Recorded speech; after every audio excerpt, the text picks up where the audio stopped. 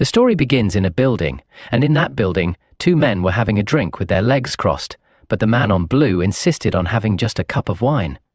The man on yellow was quite disappointed because he had waited for decades to have a drink with him, but he never expected to have only a cup of the drink. The man is Gui Ryongja. He poured a drink into the blue man's cup. He then said, "Come to think of it, when I first met you we were both young." For a second, he was expecting a response, but he didn't get any from the blue man. Ryongja then said to himself that it's been 40 years when he first met the man on blue. At that time he was very young, but he has the eyes of someone that has seen countless death and horror. The man begged him to use the Great Regression technique to send him back to the past. Ryongja was also very young at that time, and he was quite surprised at his absurd request. So he couldn't give him an instant reply, because the Great Regression technique is one of the great achievements of his family. It is a technique that has been researched for centuries and passed down. But it is a technique that is close to impossible to use, although Ryongja could have completed it. However, he had no choice but to give up because of how impossible it is to gather all the required materials. Although he wasn't able to reply for a moment when the man on blue begged him to use the Great Regression technique on him because of how impossible it was for the technique to be completed, but he decided to give it a shot. So he told the man on blue to bring him the required materials for the Great Regression technique. So he gave him the list of required materials. The first is the Thunder Bell. It is a sacred artifact of the Heavenly Wind cult. The second material is the Divine Incense Brazier, a sacred artifact of the Divine Dragon family. The third material is the core essence of the 10,000-year carp. The fourth material is the secret demonic soul of the demonic cult, and the final thing needed is 5 million nyang. Ryongja was able to get the 5 million nyang, but other than that, he wasn't able to get anything else. However, the man in blue was able to obtain everything over several decades ago. But to obtain the last material, which is the secret demonic soul of the demonic cult, he disappeared from the world for a long time. He told the man on blue that he thought he had probably died in some nameless unknown valley. Ryongja deemed his feat to be hard to believe, so he asked the man on blue how he was able to get all those materials. The man on blue drank his drink and he replied, "I really thought this so-called great technique ought to be fake, because it needed those high-level materials that are close to impossible to obtain. I also considered the possibility of just killing you." Ryongja was speechless. He said to himself that he was really young when he first met the man on blue, but now he have become an old man whose hair is all white. Not just that. The air and aura around him has changed a lot as well. He was then wondering if it was inevitable for him to undergo such a change in order to obtain the materials for the Great Regression technique. He drank his drink. He then asked the man on blue, why exactly is he trying to go back to the past? The blue man angrily placed his cup on the table, and with his eyes filled with hate and anger, he replied for revenge. Ryongja was quite surprised by his reply. He then asked him, is it that impossible for him to take revenge, even with his skill, to the extent that he need to go back to the past? The man on blue replied, yes. Ryongja then asked him who on earth does he hate so much to be able to go to such length for revenge. The man replied Hwa Mugi. Ryongja was shocked when he heard that name, because Mugi is considered the strongest person across all history and this era, since he single-handedly killed all the leaders of the 3 strongest groups that supported Murim. The Murim Alliance leader was killed by him, followed by the unorthodox leader and the heavenly demon, and with such a feat, Ryongja told him that he don't think he can defeat Mugi, even if he go back to the past. The man on blue knew that already, but even so he was eager to kill him no matter what, because the heavenly demon who died by Mugi's hand was his father, although he's not seeking revenge because he killed his father. Nor was it because he killed his sly cunt of a brother, since it's not a big deal for people who have given their lives to demons to be killed, but the main reason why he was eager to kill him is because on that day, Mugi killed the servants, cooks, and even young children who didn't know a single martial art. He even killed all the cats and dogs that were reared. Ryongja couldn't believe that Mugi did such a thing. The man on blue told him that he don't care if he believed what he said or not. He then said that in this his current age he won't be able to kill him. So he must go back to the past to kill him. And before he kill him, he would ask him, why did a person as strong as him need to kill even children? Ryongja was quite speechless. He then told the man on blue to do him a favor. if the Great Regression technique really succeeds and he goes back to the past, the man asked him, "What is it?" Ryongja told him that if he goes back to the past he should please come and find him. The man asked him what for. He replied, "I want you to stop me from getting married." There was silence in the room for a moment, since what he said sounded very cringe. The man on blue then laughed out loud. Ryongja told him that he is not kidding. He should please stop him, and he should tell him to live alone for the rest of his life. The man replied, "All right, I promise you that." Ryongja stood up, and he told the man that they should go to the place where the Great Regression technique will be used. Ryongja was surprised to see the man unable to stand properly, so he helped him to stand up. The man told him that he can still hang on for some while. He lost one arm and one eye, but he deemed it as a cheap price to pay in order to obtain the secret demonic soul. All the necessary materials were placed down, and the final equipment, the demonic soul, was brought out from the container. The energy that comes out from it was quite immense. Ryongja then began performing the spell for the technique, and it combined all the equipment into one, causing a huge energy wave in the room. Suddenly what appeared before them was a portal. Ryongja couldn't believe his eyes, and he was really happy to see that he had finally succeeded. After so many years of waiting, he then said to the man, "Are you seeing this? I told you I will succeed." But when he turned around, he could see that the man was quite irresponsive, and he was breathing heavily.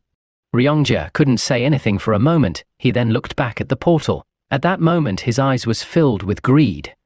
He decided to enter the portal himself, since it is his wish, and his family's greatest wish, to go back to the past. He then said to the man, "I am really sorry. I promise I'll definitely look for you and tell you about the impending disaster." But before he could step any further, he was unable to move his body, since all of his demonic acupoint has been sealed. The man was the one who sealed him. He appeared behind Ryongja and he said to him, "Of all people, how could you do this?" He furiously grabbed Ryongja by his neck, and he slammed him on the ground, making him unable to breathe properly. Ryongja told the man not to be angry since he lost his rationality for a short instant, so he apologized since he knew just how painstaking it was for him to obtain those materials. The man, whose eyes was filled with no emotions after countless years of killing, retracted his hand. He then said to Ryongja, "I am also a selfish person. I cared for no one but myself, and that was how I could gather all those materials. But you know, if you had been anyone else, I would have killed you immediately, but I'll understand since it is you." He then thanked Ryongja for waiting for him his whole life. Ryongja was quite sad and he couldn't hold in his tears. He then apologized for his greed, but suddenly everything stopped excluding the man. He had no idea what just happened, nor what on earth is going on. He then heard a voice telling him that he had passed all the tests. A man then appeared. The man was old, but with a more refined and pure energy, more like a sage. He asked the man for his identity. The man replied, "I am the person who can send you back to the past." He told the man on blue not to think too much about it, since there's no way a human can understand the logic of the heavens. He then said, "Do you think a mere creature and some materials could make traveling in time possible? The true materials of this techniques aren't the materials you brought, but the efforts you have offered to gather all of them." He then told the man on blue that he have passed the test since he have lived his life with one goal in mind, as he sacrificed everything he had, and him forgiving Ryongja was the last test for him, which was actually the toughest test out of everything, but he was able to pass it easily. The man on blue told him to fulfill his wish then, by sending him to the past if he had truly passed the test. The sage asked him what he intended to do when he get to the past. He replied, "I will kill the ones who deserves to die and save those who aren't supposed to die." The sage then asked him, "Is that all you wish to do when you go back?" The man replied, "I want to live my life meaningfully. Maybe the reason why I was desperate to go back to the past is because I regretted the way I lived my life, or having so much anger for Mugi." The sage asked him, "What did you regret?" He replied vigorously, "I regret all of it. Ever since I was born, none of my actions were out of my own free will. They were all driven by certain something. I was pushed around by so many happenings, and before I realized it, my life came to an end." The sage didn't say anything further but one sentence: "I am curious about the kind of life you will live. So I look forward to the new life you will have." He then vanished back to the place he came from, and just like that, the time resumed. All that happened just seems like a seconds in reality, and Ryongja had no idea what happened. Ryongja then said, "I know it's shameless of me to say this, but please don't forget your promise to me. You must stop me from getting married." The man smiled, he turned around and he went into the portal, and the next place he found himself is on an arena. Standing in front of so many martial artists who were cheering on for God knows who, that was when he realized that he really did came back to the past. He turned his head, and he looked up with expectations. He was happy to see his father alive since he was killed in the past by Mugi, but he was distracted by someone, the person said. "For how long are you going to keep us waiting?" The person that was talking placed his sword with vigor on the ground, and he told him that they should start the fight. It was at that moment that he realized he got regressed to the day of the new demon skirmish. The man on blue is the protagonist of this story. His father, the heavenly demon, declared that he won't limit the selection of the next cult leader to only his own bloodline, and as a result, that caused an uproar. Because that meant that anyone could become the heavenly demon as long as they're the strongest. His father launched a fighting competition among the next generational cult leader to show that he was serious about his announcement, which is the new demon skirmish. And the victor of the new demon skirmish would be given the chance to challenge one of the two heavenly demons' two sons, and whoever wins in that fight will be given one wish for the heavenly demon to grant. The guy who ended up winning the fight decided to challenge our protagonist. He told our protagonist to give up while he still can, but our protagonist didn't say anything. Rather, he just remembered what happened before his regression. Back then, he felt really offended that the guy chose him, because his decision meant that he thought he was an easier target than his older brother. But looking back, he could have chosen him for a different reason. That reason is because he bribed the cook that prepares his meal, and asked him to mix energy-dispersing poison into his rice so he can't temporarily use his energy. And as a result, he lost the match because of his dirty trick. Although he told his father what happened, but his father didn't say anything. In fact, he looked at him with eyes that seemed to blame him for falling for such a petty trick.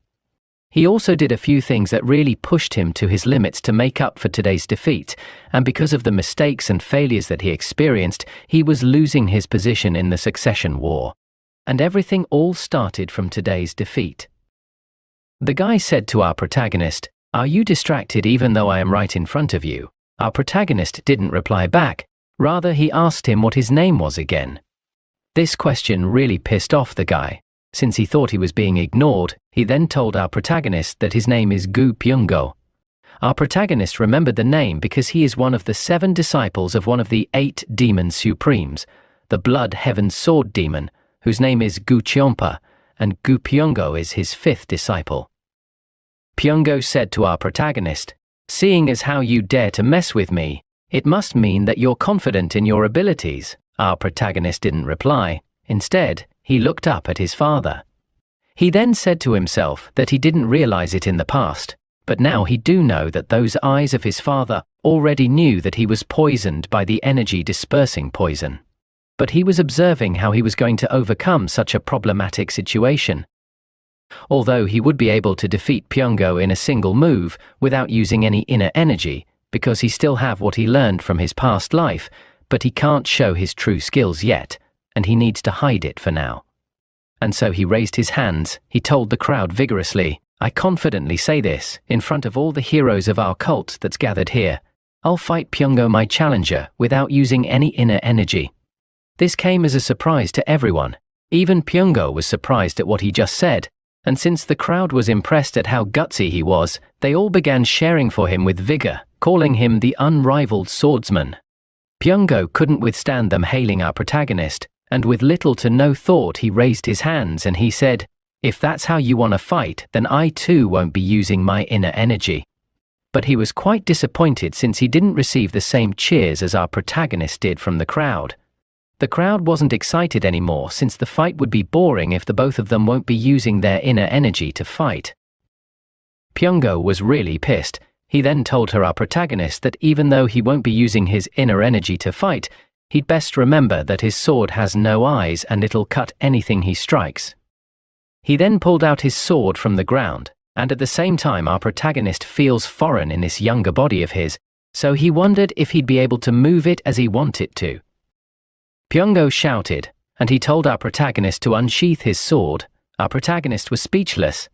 He then told Pyongo that he don't think he need to use a sword against him.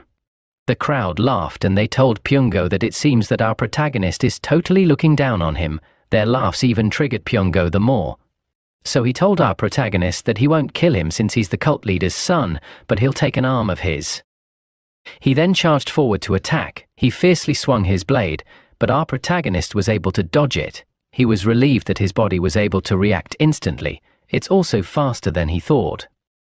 Pyongo launched another attack and it seems like it hit our protagonist, but it was an afterimage since he was very fast to dodge the attack.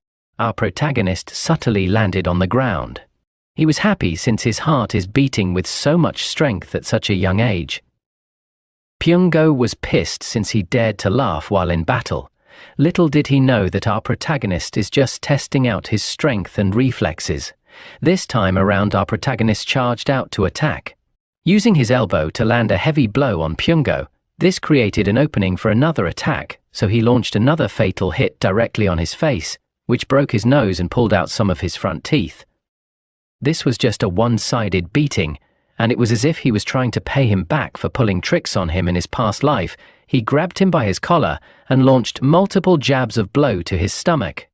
And it was certain that at least 7 out of 9 ribs would have been broken, and as he was about to lose his balance, our protagonist grabbed his hand, the hand that he used to give the poison, and bang! He smashed the bones on his hand with his nails, causing Pyongo to scream out in pain.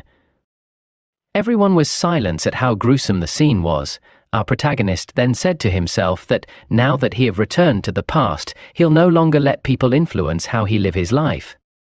After the battle, the heavenly demon raised his hand, and he asked him to tell him what he desire, since he have said he would grant a wish to the winner. The crowd was waiting with expectations to hear what he would wish for. Our protagonist said to himself that usually people would request for an artisan sword or a secret martial arts manual. That is what everyone's probably expecting him to say, but this time he decided to follow his instincts. He then told his father that he wished to go on a hunt with him. His father was speechless at his wish. Even the crowd was in complete silence. His father then asked him why he wants to go on a hunt with him. He replied saying that he heard he enjoyed hunting when he was young, so he would like to learn how to hunt from him. The heavenly demon looked at him with no emotions in his eyes. He stood up, and he told our protagonist that they'd depart tomorrow at dawn. He then left the scene. At the same time, the other leader stood up and bid him farewell. Pyongo stood up with the help of others, and he called our protagonist an idiot for making such a lousy wish, but our protagonist sarcastically asked him what his name is again. This really pissed off Pyongo, and he was eager to kill him at that moment. Our protagonist then said to himself that now that he's back, the reckless life that all of them have lived no longer interests him. Some hours later, our protagonist arrived at his room. He was looking at himself in the mirror, and he was quite amazed to be young again, unlike his old self. He then wondered what Mugi is doing right now so that he can find him and kill him before he becomes strong.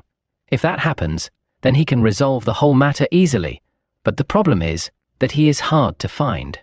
Because in his past life he appeared in the Jianghu as if he fell out of the skies, and after he destroyed the Murim Alliance, the Unorthodox Alliance, and the demonic cult, he hid himself from the world. So there isn't much information on him, and if he tries to find him by telling the whole world his name, it would be a dangerous act of provocation. So in conclusion, his top priority is to become stronger than Mugi. Suddenly his servant came into the room. She told him that he fought excellently today. Our protagonist was surprised to see his servant, whose name is Li An. Li An is his bodyguard. He was sad because he didn't know at this time in his previous life that her huge size was because of the martial arts she learned. She even learnt it for his sake. The martial arts she's learning is body petrification technique. The technique temporarily grants the user the ability to make their body as tough as a rock. It's a secret technique only known to certain people. And it was taught to her. The biggest flaw of the martial art is that it makes the user's body really big. In his previous life, she threw herself in front of him to block the sword aura that Hwa Mugi sent his way. And thanks to her sacrifice, he was able to live. She asked him why he is looking at her like that. but he couldn't reply because he just realized that her voice sounded so nice. Although she was ready to throw away her life for him, but he only thought of her as a simple bodyguard, and at that time he took her for granted, just like how people take having oxygen in the air for granted. And so he approached her, looked her straight into the eyes and smiled.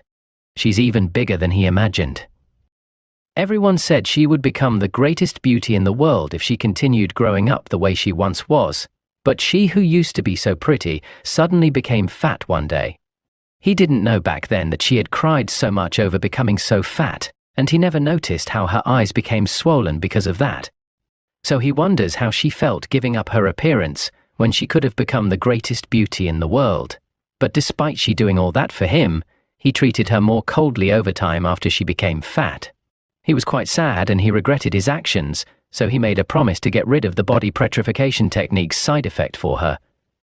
Upon seeing that he's sad, she asked him if he's all right. He replied, "I am good." She then told him that he's acting a little strange today. Our protagonist said to himself that, as expected of someone who protects him every day for noticing how he have changed, he then told her that they should go somewhere, since he wants to show her something even stranger, which is to flip the dining table. After walking for some minutes, they arrived at the resident's kitchen. All the cooks in the kitchen were summoned. Our protagonist then said, "Why did you do it?" But no one knew what he was talking about. He then faced the guy at the end of the row. He asked him for the reason why he poisoned his meal with energy-dissipating poison. The guy was shocked by the question, but he decided to deny doing it. Our protagonist then asked him if he have gamble away the 3,000 yang that he received. It was at that moment that he knew he fucked up. Our protagonist said to himself that the boy incurred a great debt because he got addicted to gambling. He spent all his parents' money, and even the money he borrowed from his friends. That's why he dared to do something as crazy as poisoning his meal. Upon realizing that he had been caught, the boy admitted to his crime. He immediately knelt down, and he begged to be spared. Our protagonist then asked him if Pyungo was the one who looked for him personally to give him the money. The boy replied yes, and just like that, with little to no words, he chopped off the boy's head, spilling blood all over the room. Such a shame that a cook of all people dares to poison the food of others. The head chef immediately apologized, and he decided to take all the blame to himself. Our protagonist asked him for the reason why he wants to take responsibility, since the one at fault is the one who poisoned the meal. The man told him that it's his fault because everything that happens in the kitchen is his responsibility. Our protagonist was speechless for a moment. He then said to the man, "Do you mean that anything unjust that happens in the cult is my father's fault?" The chef replied, "No." Our protagonist then said, "If that's the case, so why are you trying to take responsibility for the mistakes of someone else?" He turned around and he told the chef to stop talking nonsense and he should go and cook him shredded chicken noodles for dinner since it's been a while he had it. On their way, Lian said to him, "Didn't you just have shredded chicken noodles for dinner?" Our protagonist looked at her. He smiled and he said to himself that although it might be a few days ago, but to him it was a few decades ago. The next day at dawn, standing in front of the Heavenly Demon Pavilion was the Heavenly Demon himself. He asked our protagonist for the reason why he brought all those distracting belongings on him. He replied that they're things that are needed for the next few days. His father was quite surprised when he said few days since he only planned for a day's hunt. But our protagonist told him that he might end up enjoying the hunt and stay for a few more days. His father looked at him and he said, "You've got quite the ambition." And so, after some hours of walking, they arrived in the mountain to prepare for their hunt. His father then told him that he's quite better than he thought. Our protagonist wondered if his father had noticed that he was hiding his skills that he have built up in his past life while fighting Pyungo. If that's the case, then it would be better for him to tell his father, and so he told his father that he was hiding his skills, but his father already noticed. Our protagonist was quite surprised. He then told his father that he is not a cat that hisses, but a beast that hides its claws. His father turned around and asked him, why would a beast hide its claw? This was an unexpected question, since he didn't thought of it from that perspective. His father then asked him how much of the soaring sword art he have mastered. He didn't reply for some seconds. He then said to himself that the soaring sword art is passed down only to the heavenly demon's bloodline, and it's thought to be an extremely advanced martial art similar to the martial arts learned by the Demon Supremes.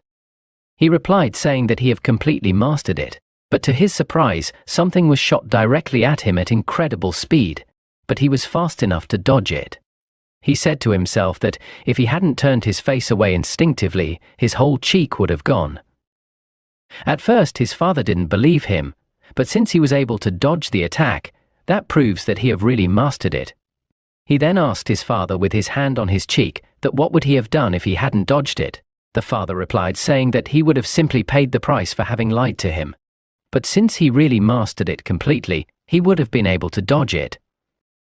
Our protagonist then said, "Even so, I have a face that resembles yours, and it wouldn't look nice with a scar on it." His father didn't say anything, so he was wondering if he went overboard with his words, but his father wasn't angry. Instead, he told him that him being able to have completely mastered the technique at such a young age is worthy of praise. He was quite touched by his father's praise, since it is the first time for him. They continued their journey. The heavenly demon bent down to look for animal tracks. Our protagonist then asked him from whom did he learn hunting from. His father replied that he learnt it from his older brother. Our protagonist was quite surprised that he had an uncle, but his father told him that he died, and he was the one who killed him when he was around our protagonist's age. Our protagonist never expected such an event to have happened, so he told his father that he made the right decision to kill his brother, otherwise he wouldn't have been born. His father was quite moved by his words, but he didn't say anything. Our protagonist said to himself that even his father, who is the heavenly demon, would have been hurt to fight with his own family. The stronger a person seems on the outside, the deeper their wounds might be. His father then told him that back then he couldn't find any other solutions.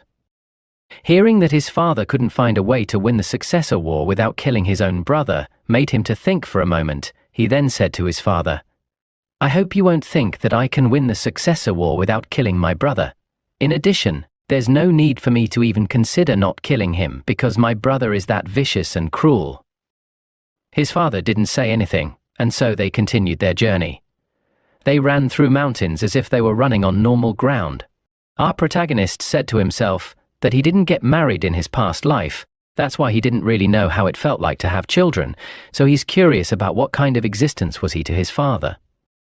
After some minutes of running, they arrived at the top of the mountain. His father stood still while looking into the forest, so he asked his father if there is something there. His father told him that the thing in the forest is their dinner. Our protagonist immediately dropped his bags and brought out his hunting equipment so that they can kill the prey, but his father said to him, "Are you going to kill something that you can't even see?" He then told our protagonist to first close his eyes and feel his surroundings. He did as instructed, and so he closed his eyes. He said to himself that when martial masters try to figure out their opponents, they sense the vibrations in the surrounding air. People usually refer to that as energy flow of a being. And now he can only feel one energy flow in the surrounding which belongs to his father. He was then instructed by his father to send out some energy in a single line, and without breaking that energy, he should make it thinner. He was told to think of his body as a ball of yarn and slowly discharge his energy as if he's pulling out a thread. He did exactly as instructed, and after his energy has stretched out into the forest, he could feel another form of energy. At first he could feel a tree, but when he slowly searched the vicinity, he could feel another life form. He wasn't sure what it was exactly, so he guessed, and he asked his father if it's a boar or a bear, since it has stiff fur and a long body. His father looked at him for some seconds. He then told him that he guessed it correctly. It's a wild boar. He told our protagonist that at first he was also unable to guess it correctly from their distance. Seeing that his father was praising him indirectly, he told him that something of such difficulty is not a big deal for him, since he is gifted with a body that learns martial arts quickly. And just like that night reached, our protagonist grilled the hunted boar perfectly, which made his father to ask him where did he learn how to prepare hunted animals for cooking. He replied by saying that he learnt it from a book. His father couldn't believe it since he is way too skilled at cooking animals considering he have never done it before. Well, he's quite skilled at cooking because he hunted countless wild boars for food before he regressed. He told his father that it was worth carrying all the heavy baggage since he prepared what he is sitting on so that he could win his favor. Upon hearing what he just said, his father asked him if the reason why he requested for the hunt was because he wanted to impress him and become the successor. Our protagonist replied no, since he knew that it wouldn't work on him, and so he added, saying that he can become the successor on his own without his help. His father said to him, "That's a lot of confidence you have, so tell me, why did you want to hunt with me?" He replied, saying that he had 2 reasons. The first is because he wanted to learn whatever he could from him, so he could become stronger, and he think he have succeeded in his first objective. The heavenly demon then asked him what comes next after he becomes stronger. He replied, "I think you might misunderstand, so I would like to explain myself. I am not trying to become stronger because I want to become the heavenly demon, since you're still healthy and strong, so I don't want to waste my youth trying to become the heavenly demon." He added, saying that he is satisfied if he can learn the heavenly demon's martial arts by becoming a successor. He then said to himself that he need to learn the 9 calamities demonic art quickly and master it. He must also go beyond the 9 calamities, because even his father, who had mastered the 9 calamities demonic art, lost to Mugi. His father then asked him what his second reason was. Our protagonist smiled, and he said that he wanted to spend some time with him alone, since it's their first time doing it, his father said. "That's just a useless emotion that will get you killed," he replied. "Why is it useless? I get to spend time with the strongest person in the world." His father looked at him without saying anything, and he looked back into the fire. Our protagonist said to himself that whenever he tried to remember his father, he had no memories of him. The only memory he had is memory of being scared, which is not counted as memories.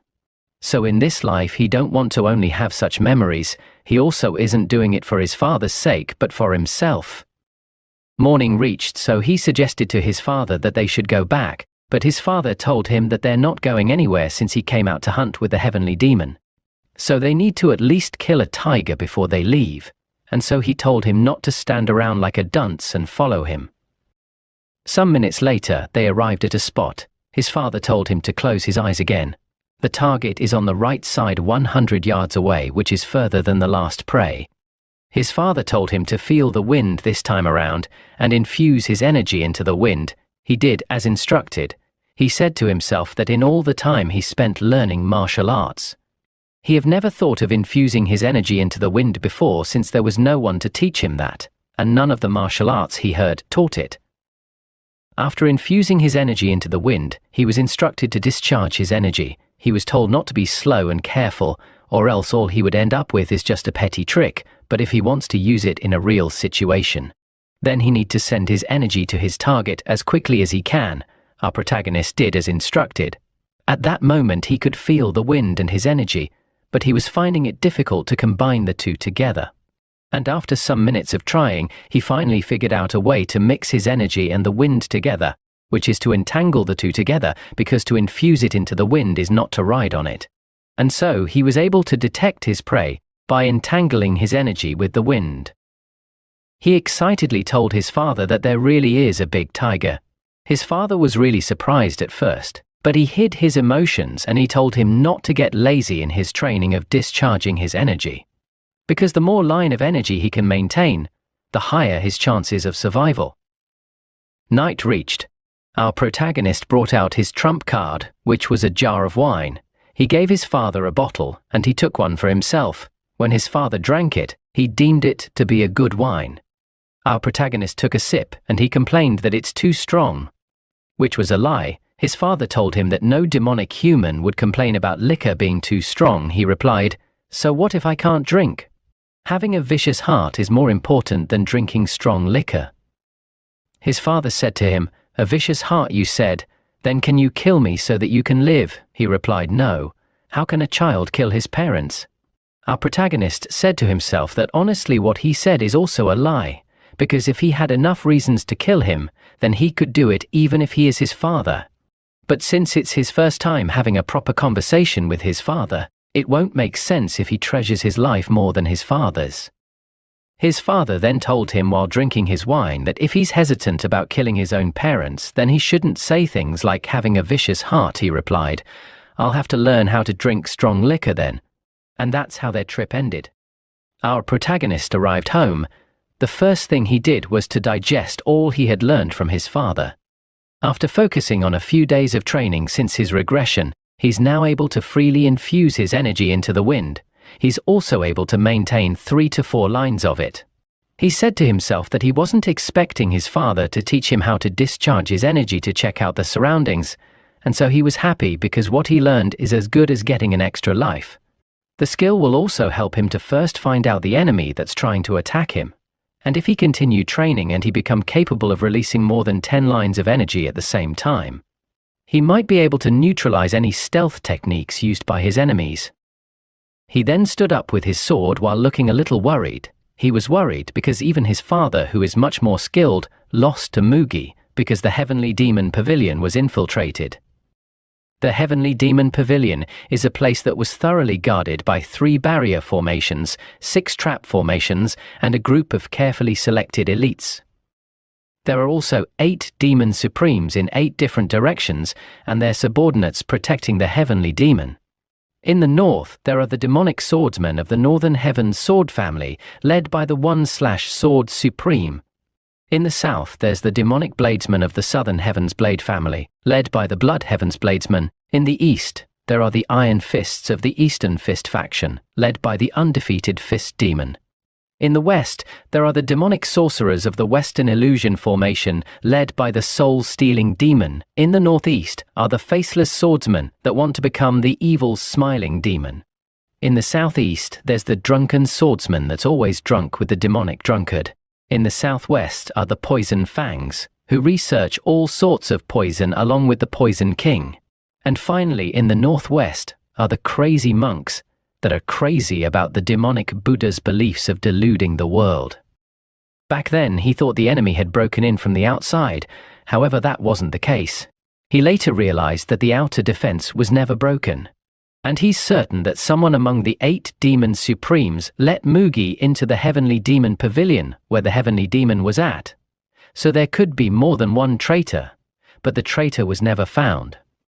Our protagonist doesn't care who the traitor was since he treats all 8 Demon Supremes as traitors, because after his father died, none of the 8 Demon Supremes sought revenge. Instead, they decided to close down the demonic cult, although it's an event that would happen in the far future, so he know all about the 8 Demon Supremes. He know the kind of lives they've lived, and what their last moments in life were like. He then decided to make use of the 8 Demon Supremes through and through. But as he was about to head out, he heard someone calling Lian a fatty. The person was rudely asking her if the second young master is still in the training ground. The guy then arrogantly told his subordinates to go in and drag out our protagonist, since he's been waiting for days and he can't wait anymore.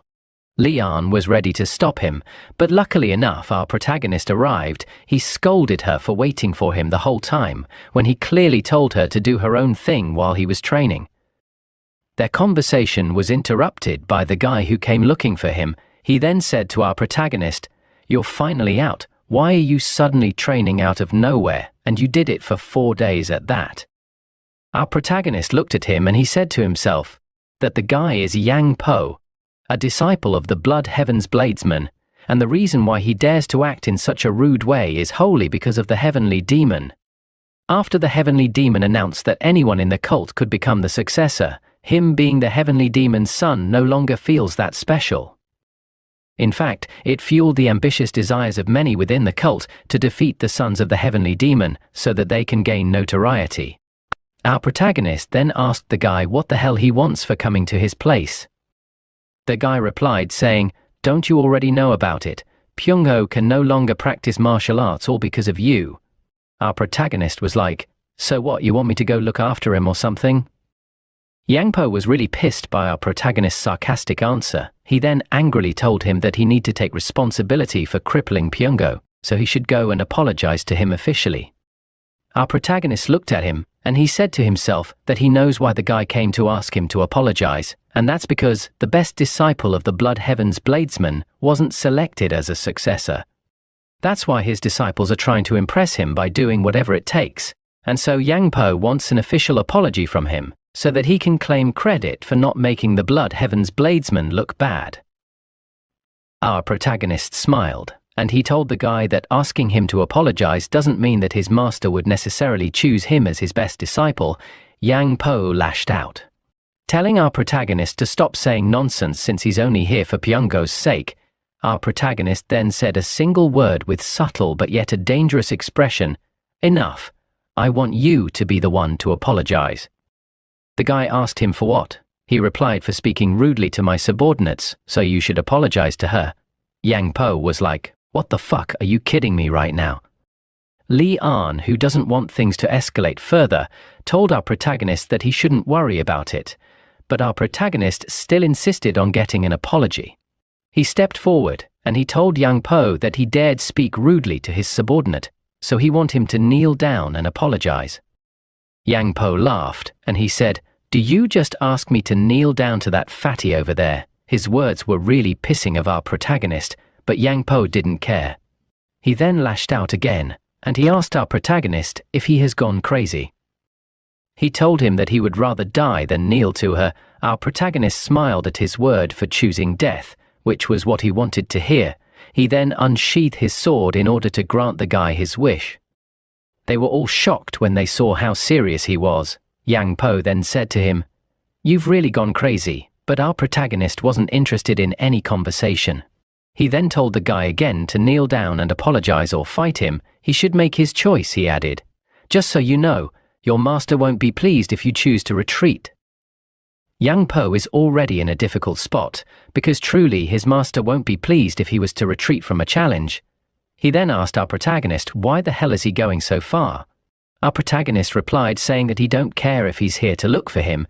He can even understand if he had come to seek revenge in a group, but he won't allow him to insult his subordinate. Yang Po laughed since our protagonist is really trying to kill him over a fucking pig. Our protagonist replied, that's how much she means to me. The guy then drew out his sword to prepare for battle. It was a duel, so no one else can interrupt. He then told our protagonist that since he's the son of the heavenly demon, he'll just take one of his arm instead of his life, and so he charged forward to attack. He swung his blade fiercely, but our protagonist was fast enough to dodge, and since his defense was so poor, our protagonist counter-attacked, and his sword pierced through his mouth all the way out of his head. It was a really gruesome and brutal scene, but our protagonist still maintained a demeanor befitting of a protagonist. Yang Po's subordinates came rushing in, but he was already dead. They asked our protagonist if he thinks he can handle the consequences of his actions, but our protagonist didn't even care about that. He then told them to pass on his words exactly the way he say it, and if they dare say anything differently, he will find them at dusk. And just like that, they carried Yang Po on his back and left. Li An then asked him why he would do something like that for her sake. Upon seeing how she's worried about him even though she have been hurt emotionally, he told her that he didn't do it because of her.